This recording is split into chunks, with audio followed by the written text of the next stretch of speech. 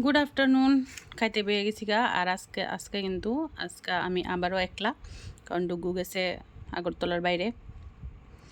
দেখো কিতা লইছি আজকে, কিন্তু কোনো তরকারি নাই।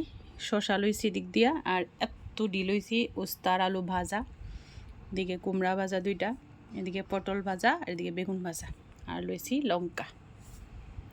তো চলো খাই তেতা ভাজা দিয়া। তেতা ভাজা আমার খুব পরিমাণ ফেভারিট। লঙ্কাটা ঝালো।